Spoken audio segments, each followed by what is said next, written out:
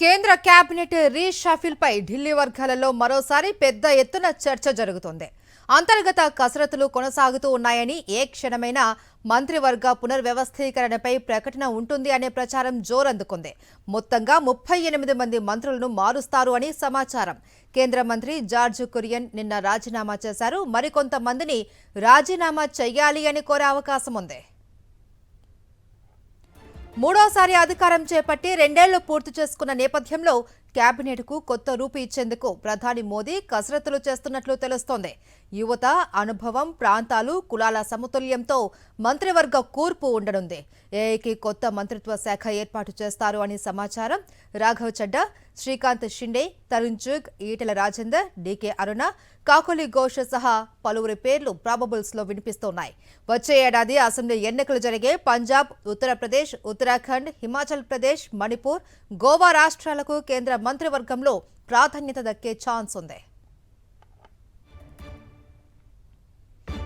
కేంద్ర కేబినెట్ విస్తరణకు సంబంధించి పూర్తి డీటెయిల్స్ మా ప్రతినిధి వెంకటేష్ అందిస్తారు. వెంకటేష్, కేంద్ర మంత్రివర్గంలో మార్పులు చేర్పులతో పాటు కొన్ని రాజీనామాల పర్వం కూడా కొనసాగే అవకాశాలు ఉన్నట్లు తెలుస్తుంది. ఏంటి మీ దగ్గర ఉన్న అప్డేట్స్? కేంద్ర మంత్రివర్గ పునర్వ్యవస్థీకరణ కసరత్తు కొనసాగుతుంది.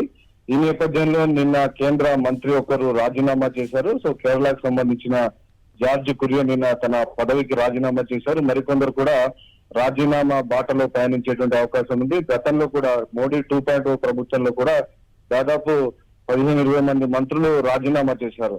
సో ఆ నేపథ్యంలో ఖచ్చితంగా కొద్ది మందిని తీసివేసేటువంటి అవకాశం ఉంది. పనితీరు బాగాలేని మంత్రులు, అలాగే సుదీర్ఘకాలం మోడీ ప్రభుత్వంలో మంత్రులుగా కొనసాగుతున్నటువంటి వారిని కూడా ఇంటికి సాగనంపేటువంటి అవకాశం కనబడుతుంది. సో ప్రధానంగా జెన్జీ ఆశయాలకు, వారికి ఆలోచనలకు తగ్గట్టుగా యువతకు ఈసారి ఎక్కువ ప్రాధాన్యత ఇచ్చేటువంటి అవకాశం ఉంది. సో 50% యువత, 50% అనుభవంతో రెండు అంశాలను సమతుల్యం చేసే విధంగా కేబినెట్ కు రూపకల్పన చేసేటువంటి అవకాశం ఉంది.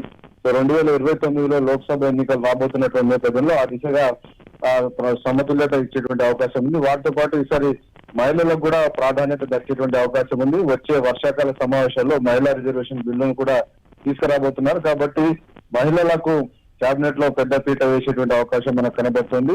ఆ నేపథ్యంలో ప్రధానంగా తెలంగాణ నుంచి ఈటెల రాజేందర్, అలాగే డీకే అరుణ ఇద్దరు పేర్లు కూడా మంత్రివర్గ పరిశీలనలో ఉన్నట్టుగా సమాచారం వస్తుంది.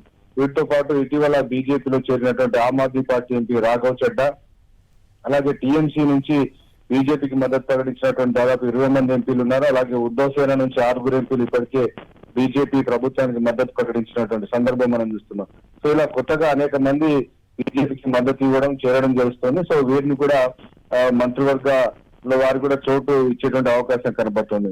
అలాగే ఈ ఏడాది చివరిలో దాదాపు 6 రాష్ట్రాల ఎన్నికలు జరగబోతున్నాయి. అందులో ఉత్తరప్రదేశ్, ఉత్తరాఖండ్, హిమాచల్ ప్రదేశ్, గుజరాత్, మణిపూర్, గోవా లాంటి రాష్ట్రాల్లో ఎన్నికలు జరగబోతున్నాయి. కాబట్టి ఆ రాష్ట్రాలకు సంబంధించినటువంటి వారు కూడా ఈసారి ఖచ్చితంగా ప్రాధాన్యత దక్కేటువంటి అవకాశం మనకు కనబడుతుంది. అలాగే చాలా మంది రిటైర్డ్ ఐఏఎస్ కూడా చాలా కీలకమైనటువంటి పదవులను నరేంద్ర మోడీ ప్రభుత్వంలో ఇవ్వడాన్ని మనం చూస్తున్నాం. సో అదే రకమైనటువంటి సాంప్రదాయాన్ని మరోసారి మోడీ కొనసాగిస్తారని మనం వేచి చూడాలి. మనం చూసాం ఇప్పటికే మంత్రివర్గంలో చాలా మంది బ్యూరోక్రాట్స్ ను తిరిగి ఆయన మంత్రులుగా నియమించుకున్నటువంటి పరిస్థితి.